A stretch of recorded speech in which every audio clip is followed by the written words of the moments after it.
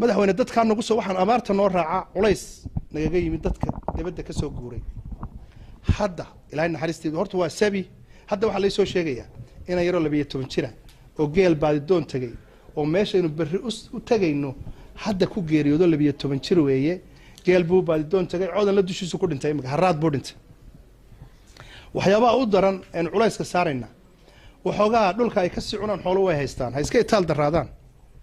waxa dhibta ugu weyn waxa weeyaan waa haraad weey biyalaan weey biyahaas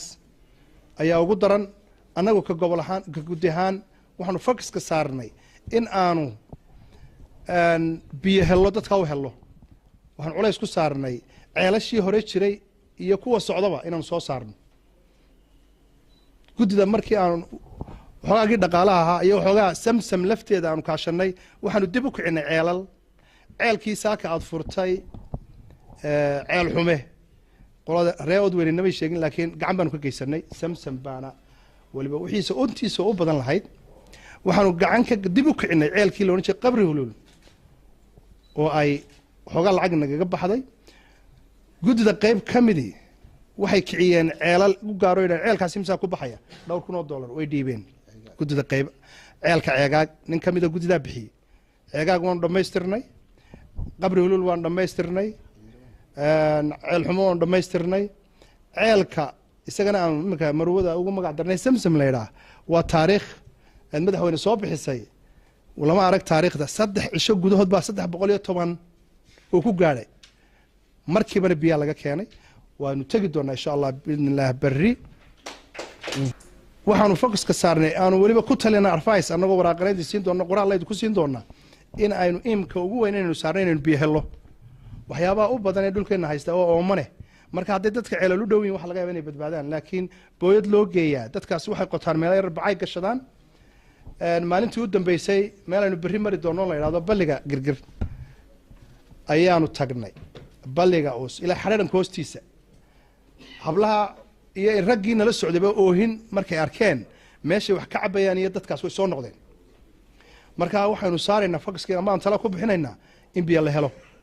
barnaamijkaaga way ku jirtay siyaasadda xisbiga waa teen ku guuleysanay imikana ceelasha ugu badan ee laga qoday Soomaaliya intii dawladdu jirtay weey waxa ku soo guuray gobolka culays fara badan baa haya dhif fara badan baa ka jirta cunto la'aan baa jirta biyo la'aan baa koow ka ah waxa ka dadka dhibto haysato dadku masaafo dheer bay ka soo guureen bariga hore awr baa lagu guuri jiray xooluhuna way socon jireen laakiin imika gaariga la soo saaraa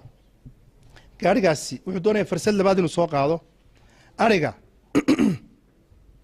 wuxuu sido 10% ama 15 oran kara ayaa ku dhimanaya gudihiisa dadka soo guuray waxay ka soo guureen dhul banana ama seerayaal bay ka soo guureen ma yaqaanaan xidharkan iyo meelahan mushkiladda ugu weyn ee haysata dadkaas aanu soo aragnay waxa weeye hooyadii markii xoolihii la dajiyo waxoogaa saac ay arkaan oo green ah xoolihii waxay galayaan dhirta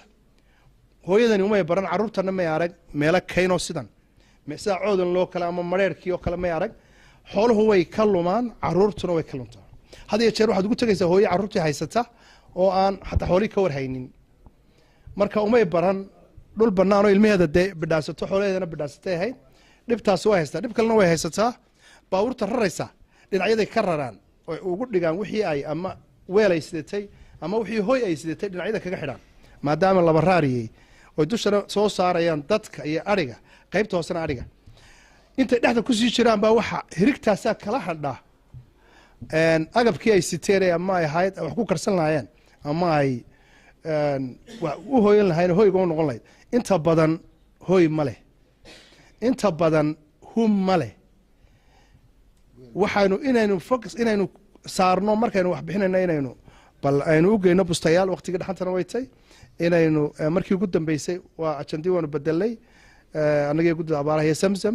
waxaanu u raacinayna dadka bustayaal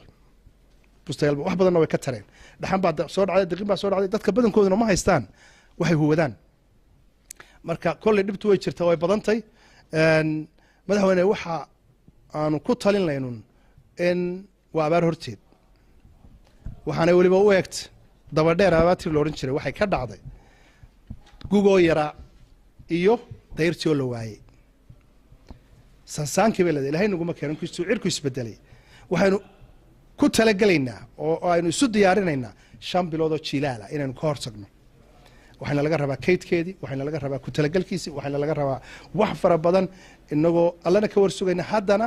oo raxmaadkiisa filayna inaynu ku aadanaano inaynu isu diyaarino 5 bilood oo jilaala dadkeedna inaynu ka fargarayno kaamamin la diyaariyo taandhooyin in la diyaariyo agabyo kale